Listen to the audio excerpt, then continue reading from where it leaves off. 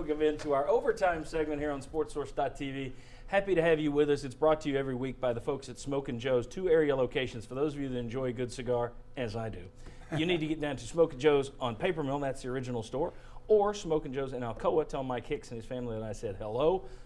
Seriously, if you're a cigar lover, then that is the place to go. They got the best combination of selection and prices in the area. Smokin' Joe's. All right. I want to welcome in our panel for overtime today. A couple of VFLs, a couple of meaty guys.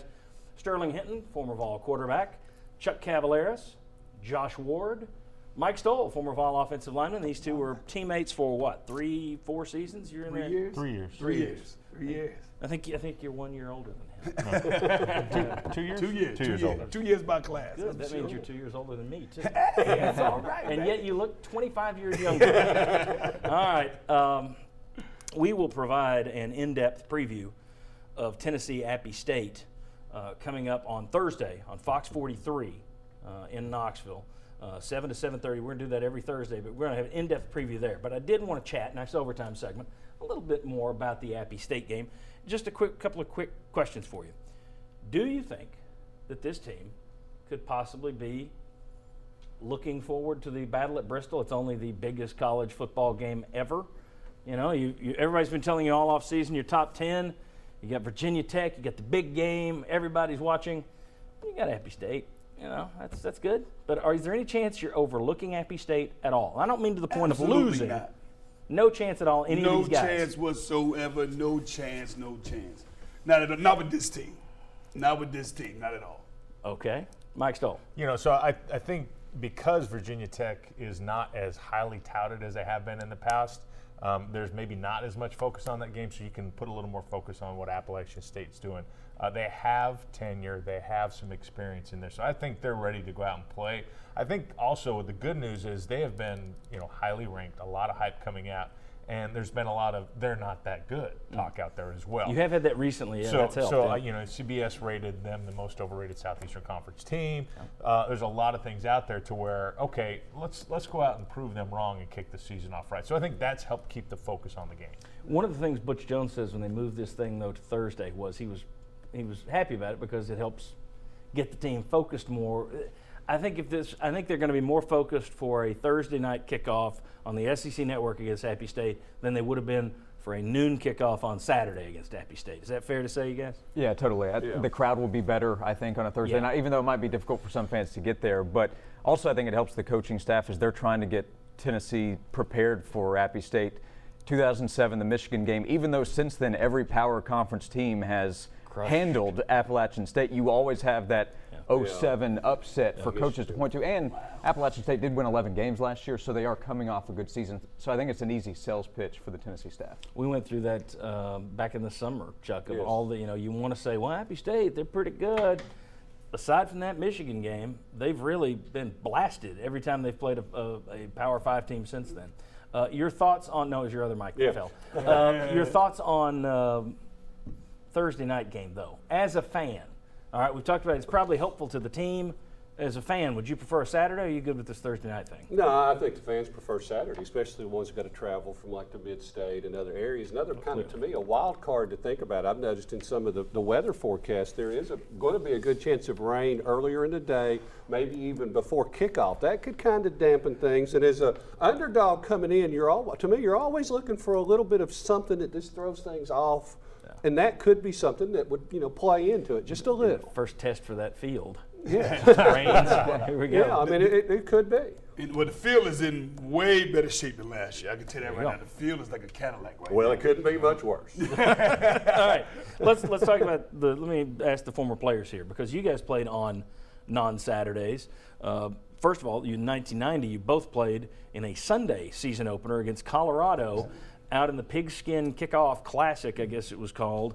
That was in Anaheim, a 31-31 tie with the eventual national champions, a fantastic football game. You guys played in that Sunday game, which had to be a little odd, played in a pro stadium. Then you'd already graduated. Mike Stoll is sticking around. He opens the next season, 1991, at Louisville. And that was Louisville. They had just opened or reconfigured Papa John's Stadium. It wasn't called that at the time. but they had just stepped into the big time. It was all spotlight, and you guys broke Jeff Brom's leg, their quarterback, in the first game. Took care of them handily, I think 29-11. That was a Thursday night game. So you've both played in a Sunday college game. You've played in a Thursday college game.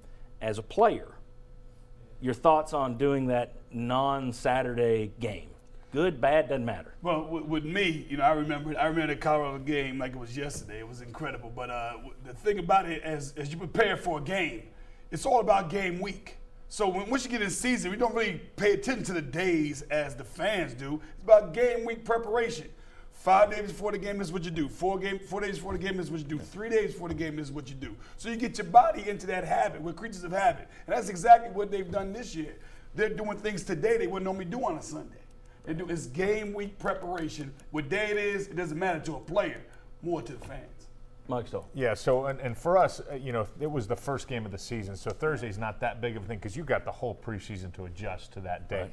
Now, if you're playing on a Thursday in the middle of the season, that can throw your schedule off. That can throw you off as far as getting your guys ready, kind of changing gears, shifting gears quickly to what you're used to as a habit. But overall, because it's the first game of the season, it's actually kind of unique because, like, hey, we're the only game in town that day. We're going to get a lot of coverage. So forget what's going on Saturday opening. We're kicking off the season other than Cal and Hawaii. So let's roll with it. Here's one thing I've thought of, John, is Virginia Tech, and looking to that game too, this would be their first game, correct? So look at the advantage Virginia Tech may have in having a little bit more of what Tennessee likes to do, who their talent is now, and Virginia Tech, new coach, coming out brand new. I think that helps them getting ready for that game when they do go to see Tennessee. They need to have more of a scouting report. To have more of a scouting report for what the Vols are going to do.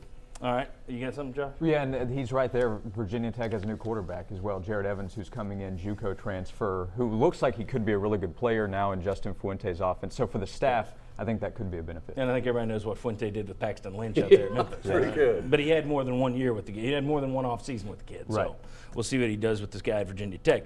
Last question. Anything less than a blowout acceptable against Appy State? To me, it is.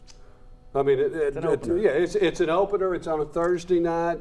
I mean, it's almost like the type of game, hey, let's go out and play well. Let's put this team away. Let's play some other people and not have any key injuries. Right. There was a lot of complaints last year after the Bowling Green game because Bowling Green got so many yards and points.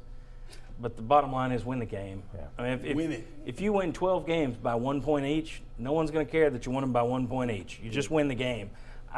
Keep them healthy. That's the bigger deal in my view. Win it, keep them healthy. I mean, Yeah. imagine how many games we could have won had we been able to keep Kurt Magid healthy after that Bowling Green game. Yeah. I mean, I think we win 2 more games last year just Kurt Magid being healthier. Yeah, and two, maybe if it was a close game over the next 3 or 4 weeks, there may be a lot of gnashing of teeth and a lot of terrible. But let the season play out. You never know. Appy State may be a surprise. Bowling Green ended up going on playing for their conference championship. A good team. Josh, either way, there's going to be it's the nature of openers anyway. There's going to be an overreaction. If Tennessee comes out and blows doors, everybody's going to say, wow, they really are national championship contenders.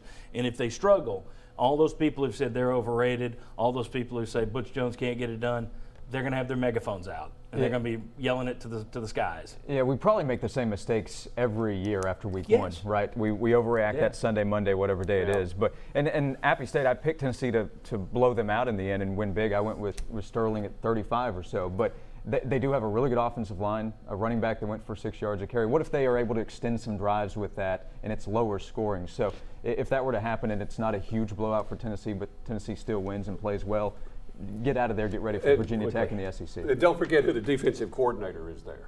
And don't forget Appalachian State has got a couple of kids on defense that can play. They've got a conference player of the year. They've got another, so they can play defense. It's just I don't think they can move the ball as effectively throwing it to be a serious threat. And Chuck's talking about former Valdale Jones. Exactly. Of course. All right.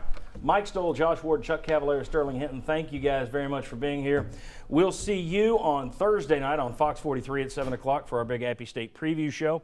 Then you can join us right here as we start our 14th season covering Vol football. That's the Sports Source next Sunday morning on WATE 6 at 11 a.m. next week. And you can always catch us here at sportsource.tv. See you then.